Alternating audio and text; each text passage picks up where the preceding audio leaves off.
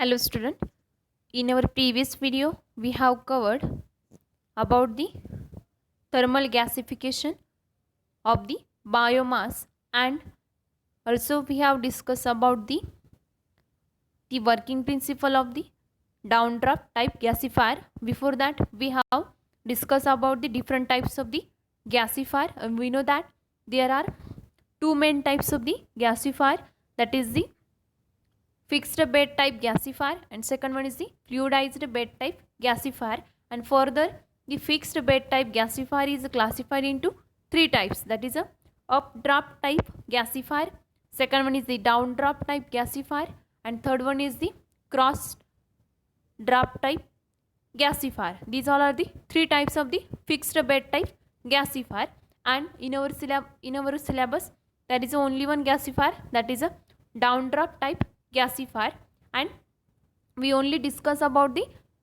downdraft gasifier, that is the working principle of the downdraft gasifier. Now in this video we have to see the composition of the byproduct of the gasification process, and also we have to see the efficiency of the downdraft or any type of the gasifier, and also we have to see the advantages and disadvantages of the downdraft type gasifier. So let's start with that. Typically the volumetric composition of biomass based on the producer gas is as follows. We know that the downdraft gasifier is used for the conversion of the biomass into the producer gas, and we know that the producer gas is the mixture of different gases such as carbon monoxide, carbon dioxide, methane, hydrogen, nitrogen. These all are the gases, and the mixture of all these gas forms the producer gas. So the volumetric composition of all these gases in a producer gas, which is as follows, such as CO, that is 20 to 22%, that is the carbon monoxide is nearly about 20 to 22%, hydrogen, that is H2, which is nearly about 15 to 18%, CH4, that is a methane, that is 2 to 4%. After that there is CO2, that is a carbon dioxide, and which is nearly about 9 to 11%, and last one is the nitrogen, that is a N2, and which is nearly about 50 to 54%. So this is the volumetric composition of different gases, or the volumetric composition of the biomass based on the producer gas. The gas also contain measurable amount of another particulate matter or some Car's material, that is these all materials are present along with the producer gas in the downdraft type gasifier or any type of the gasifier which has a byproduct, that is a producer gas. After that, the conversion efficiency of any type of gasifier. The conversion efficiency of a gasifier is defined as the ratio of the heat content in the producer gas to the heat content in the biomass supplied, and usually around 75%. The efficiency of any type of gasifier is nearly about 75%, and which is defined as the ratio of the heats, that is it is a ratio of the two same quantities. So we know that the efficiency is a unitless quantity, and which is expressed in terms of percentage, and the conversion efficiency of gasifier is the ratio of two quantities, that is a heat content in the producer gas and the heat content in the biomass supplied. That is it is a ratio of how much heat is present in the producer gas and how much heat is present in the biomass supplied. The output of a biomass gasifier can be used for a variety of direct thermal applications such as cooking, drying, water heating, generating steam. All are the direct thermal applications of the producer gas or the output of the biomass gasifier. Generally we know that the methane is used for the cooking purposes, and other type of the gases are also used for the different purposes. It can be also used as a fuel for internal combustion engines to obtain mechanical shaft power or electrical power. We know that the output of the biomass gasifier is widely used for the different applications, and it is also acts as a fuel for the internal combustion engines to obtain the mechanical shaft or power of the electrical power. So this is the applications of the output of the biomass gasifiers.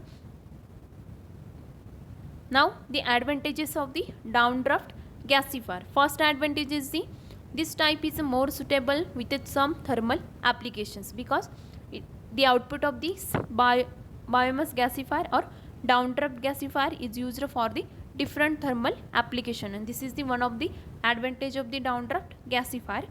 Second advantage is it has a minimum bulk density of 250 kg, that is a kilogram per meter cube. That means it has a low bulk density, and which is advantageous. Third one is the gas come out of gasifier at a 250 to 450 degrees Celsius. That means at the temperature range of 250 to 450 degrees Celsius we get the gas, that is a producer gas. Now the fourth advantage of the downdraft gasifier is the downdraft fixed bed gasifier is that the tars are cracked down in oxidation zone. Thus the producer gas has a lower tar content compared to the other types of the gasifier. The advantage of this gasifier as compared to other type of gasifier is that it contains, or the producer gas has a lower tar content, because the tars are cracked down in the oxidation zone with the help of the, or in the presence of oxygen. So the tar content in the producer gas is less as compared to other type of the gasifier, and this is the main advantage of the downdraft gasifier. Now the disadvantages of the downdraft gasifier. First disadvantage is the high amount of ash dust particles remain in the gas, because the gas has to pass the oxidation zone where it collects small ash particles. That means in this type of gasifier there is a high amount of ash and dust particle, because the burning procedure is taken place in the oxidation zone, and some ash and dust particle remains as it is. So a high amount of ash and dust particles where it collects small ash particles. That means in the oxidation zone the small ash particles are collected. So this is the disadvantage of the downdraft gasifier. Second disadvantage is the fuel requirement are relatively strict. Fuel must be uniform sized from 4 to 10 centimeters so as not to block the throat and allow pyrolysis gases to flow downward and heat from the earth zone to flow upward. Therefore the fuel requirements is strictly allowed in this type. So the disadvantage of this type is in this type the fuel is in a small size. That means we have to need the breaking procedure of the biomass so that it is not able to block the throat of the biomass plant or the gasifier. So the pelletization or briquetting process necessary for the biomass. Now after that there is a introduction of the biomass into the gasifier, that is the fuel requirement are relatively strictly, and which is in this size from 4 to 10 centimeter. So when the biomass or the fuel are related in this side, then there is no blocking of the throat of the gasifier. So this is the disadvantage of the downdraft gasifier.